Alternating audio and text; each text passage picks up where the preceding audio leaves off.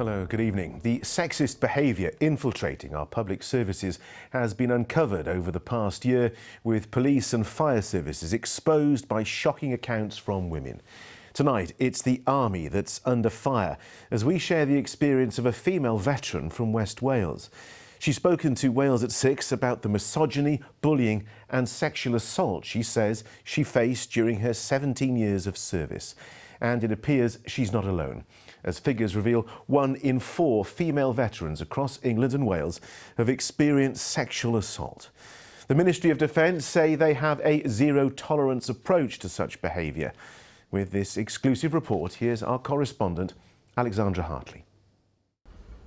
Emma joined the army when she was just 16 years old. She climbed the ranks and fought on operational and humanitarian tours in places like Afghanistan and Kenya. But throughout her career, spanning 17 years, she says she also experienced misogyny, bullying, harassment and even sexual assault. We have changed her name and her voice to protect her identity. There was always a lot of banter in the military, but there were times when it was taken too far. My body shape was commented on. There was a lot of harassment and inappropriate behaviour like groping, which was often deemed okay if there was alcohol involved. There were incidents where males would come into female shower areas when we were on operations, and it was something we had to accept and deal with. But it caused so much vulnerability and anxiety. I've been screamed at and even spat at, where male soldiers would think it acceptable to do that to a woman. It never seemed to happen to any male peers. On one occasion, whilst on tour, Emma says she was sexually assaulted. I was trapped in a vehicle with a male when the incident occurred. I did report it, but there was no formal action taken. It was just brushed under the carpet. The man involved kept his job and stayed in post, and I was told to get on with mine. How did that make you feel? I felt intimidated. I felt vulnerable. I felt I had no support. I felt like I'd been shamed and made to feel guilty for trying to report it. I was scared of being ostracised, and I felt very, very isolated. Sadly, Emma's experiences are not uncommon and have become more widely known as military sexual trauma. Military sexual trauma refers to sexual assault or sexual harassment experienced during active military service. But it is currently a term that is not recognised by the UK MOD. Despite this, research from the only charity representing female veterans across the armed forces says it affects 1 in 4 women. And of them, more than half claim they were raped. The mental health impact is huge, with the suicide rates for female veterans twice that of a woman who does not serve. And the charity fears most cases go unreported altogether. A lot of the women don't report what has happened to them because they feel like they're going to be punished, and they feel like they aren't supported, that they don't get the right help and treatment that they need. And if they do say something, it ends the military career.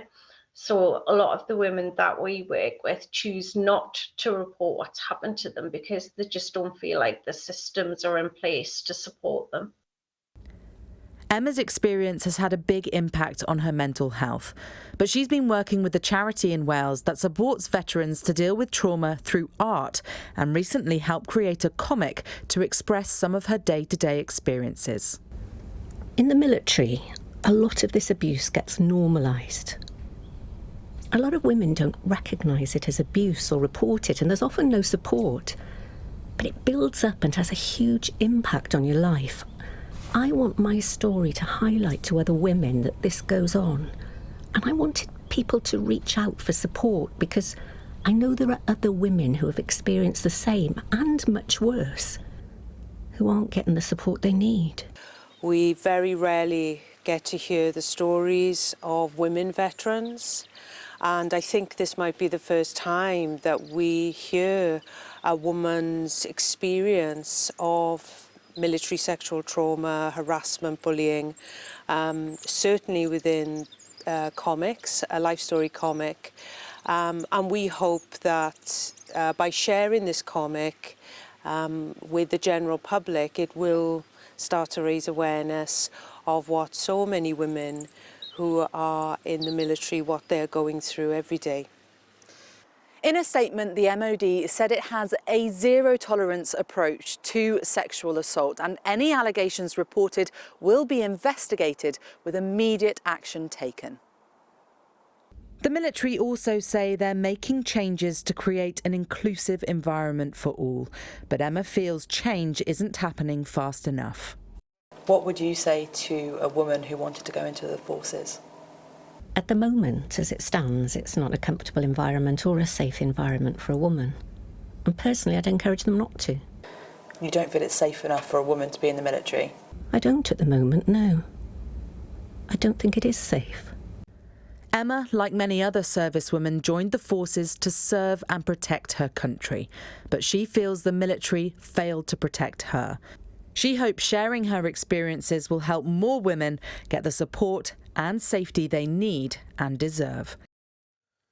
And Alex joins me now in the studio. Alex, a really shocking report, and we heard there that military sexual trauma is an issue that many women have experienced, and this isn't the first time this has been highlighted.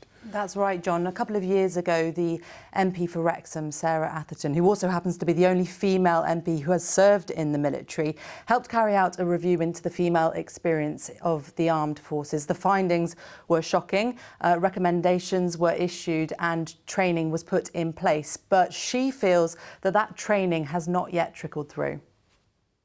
It's been 2 years now, and some of the evidence that started to come back to me is suggesting that really that culture hasn't changed. And in fact, in some ways, this enforced, sterile, mandatory training might have backfired.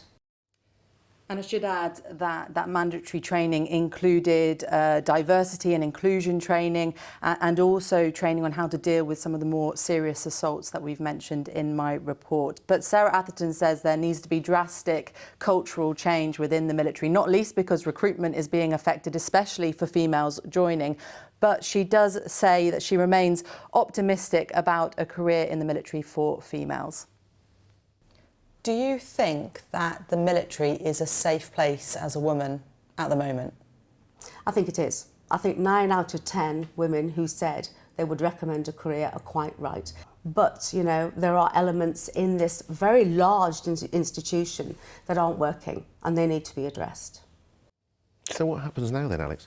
Well, Sarah Atherton has already helped launch an all-party parliamentary group on women in defence to keep this in the spotlight. She also told me that she is going to carry out a review on this again by the end of the year.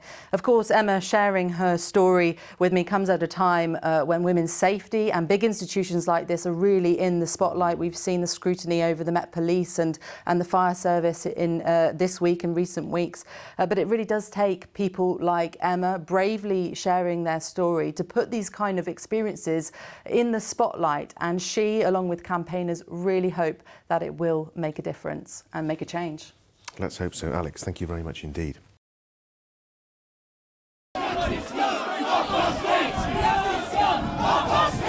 In the normally quiet coastal town of Llantwit Major, protests, police and scuffles on the street.